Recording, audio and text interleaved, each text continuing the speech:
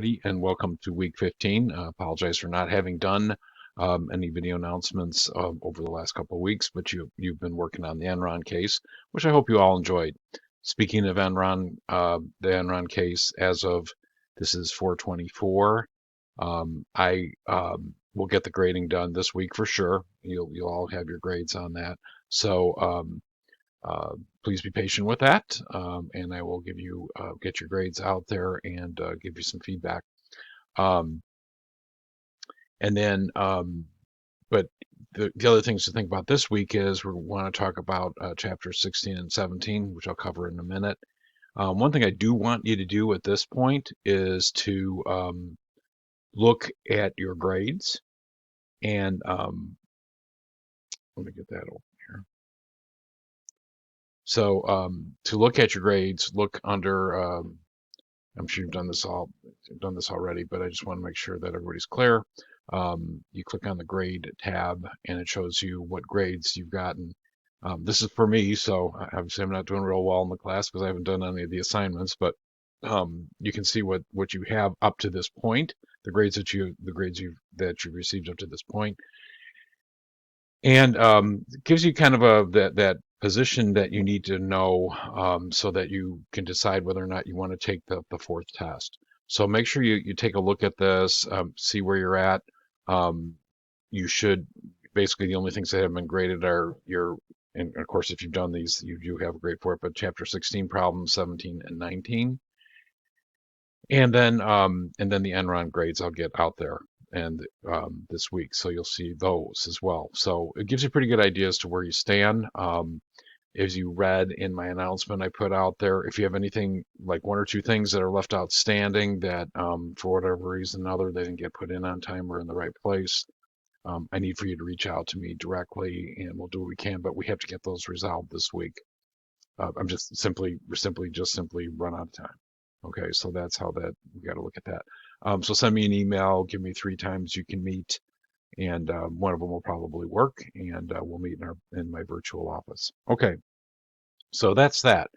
Um, uh, and then let's talk about that fourth test, which is optional.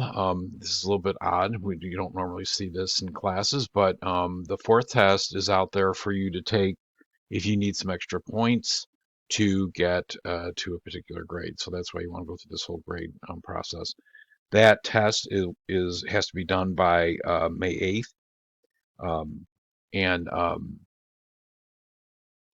so keep that in mind that test basically covers the material since chapter 13. So essentially 16, 17, and 19 will be on that particular test. It's worth 10 basically bonus points so that you can just add those to your total and gives you a really good opportunity to make sure you get to the grade that you want to get to. So I'll put out an announcement on that as well coming up. Okay, so let's talk about then chapter uh, 16 and 17, which I think are really great chapters. These are kind of at the core. Typically, when you take more advanced finance classes, you'll be talking about some of these things in quite a bit more detail. So in chapter 16, we're going to talk about long-term debt and lease financing. Just let's go over the objectives real quick, but you want to be able to explain why analyzing long-term debt requires consideration of the collateral pledge and the method of repayment, all those components that go into what repaying what long-term debt requires. Explain the importance of bond yields in bond analysis and how bond ratings are determined. All very important in terms of what's the value of the activity of raising money through bonds or raising capital through bonds is to an organization. And by the way, that has grown tremendously in the last few years. I think I did look it up. This gives you a rough idea, but this one's a chart. This maybe this is easier to look at. The amount of investment grade bond issuances that have happened over the last so many years, I guess that's since 2000. So you can see it's gone up quite a bit. Keep that in mind and think about why that might be happening in relationship to this material that you're learning.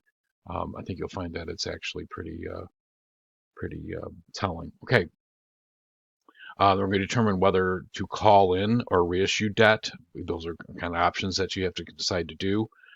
when interest rates decline. So just as a reminder, a bond is basically an IOU that you can go ahead and sell.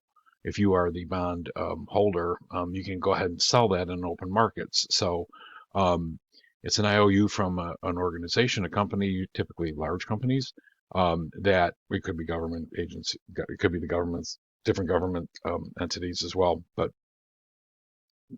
you can basically trade that, and the price of that is how the price that it goes for in the marketplace is directly in relationship to interest rates and what interest rate that the bond was issued at.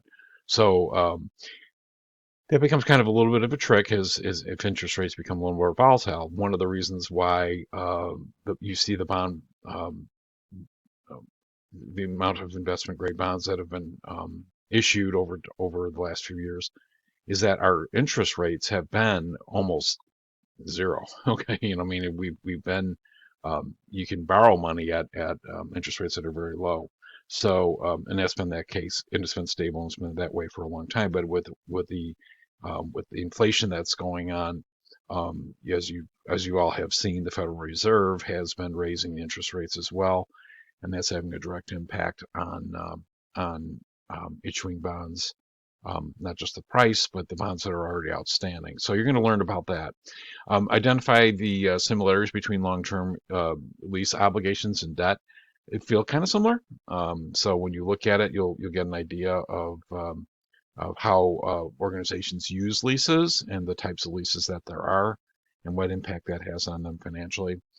And then Ben, we're going to talk about what happens when a firm fails to meet its financial obligations. It does happen. I think just this week we heard about Bed Bath and Beyond declaring bankruptcy.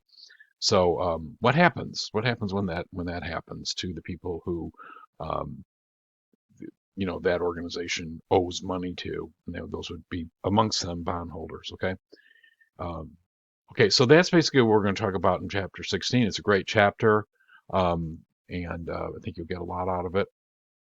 Now, chapter 17, if I can get that up here for you. Okay. Um, we're going to take a similar look, but we're going to be looking at common and preferred stock as sources of financing. So um, we need to recognize that there's significant differences between the types of shareholders that are out there. The most regular or the most stock is traded under what we call common stock. And so that common stockholders are the owners of the corporation and therefore have a claim to undistributed income and importantly, the right to elect the board of directors, and there's a few other privileges that may or may not be attached to it. But those are things that we think about when we think about what rights a shareholder has. Um, and Now we're going to talk about the idea of cumulative voting, which allows minority shareholders some potential for having a representation on the board of directors, which of course is important. We don't really talk a lot about this. These are more legal issues than they are financial ones, but it's important to note that the board of directors are elected for corporations in the United States are elected by the shareholders, and for that reason, they are representatives of the shareholders in the management of the organization. And with that comes some pretty significant responsibilities. They have to act in the financial best interest of the shareholders as on their position with their position on the board. It's part of the responsibility. It's called a fiduciary responsibility, which I know gets used a lot these days in financial analyst advertising, but a real fiduciary responsibility is you are beholden to the interest of the shareholders. Okay, so you have to make sure that the decisions you are making are always in the interest of the shareholders. So it's important that you know who your board of directors are and where they sit on things and how they are actually acting. Okay, I want you to know that there are certain rights typically that happens when an issue that when a I'm sorry when a company decides to issue new shares of stock, the existing shareholders may have some rights to that. That would also include if the management of the company is selling some of their ownership of the company. It also typically the shareholders that are already holding shares have the right to those. It's not a given that it's that way, but that could be part of an agreement. Okay. And then we're going to talk about what poison pills are. You hear those in the business news media on a pretty regular basis. It's basically provisions that are in place to keep somebody to taking over the board of directors through the purchase of shares of stock. It's a way to thwart those kinds of efforts, and sometimes those efforts are what we refer to as a hostile takeover, and the management says that's not in the best interest. Well, certainly it's probably not in the best interest of the management, but it may not even be in the best interest of the shareholders. At least that might be their position. So they put these provisions in place to keep that from happening. Those things really came about as a result of corporate raiders who came in and just basically uh, shelled whole companies trying to make maximum short-term gains so that they could turn around and sell it. And so they had basically had no interest in the enterprise going as an ongoing concern. So those are kind of types of things that are put in place to kind of protect against that. I'm not saying they're always positive, or they always thwart negative efforts, but those are things that are allowed to be done. Um, and then we're going to talk about preferred stock. It's sort of a lot of times it's called a hybrid kind of um, uh,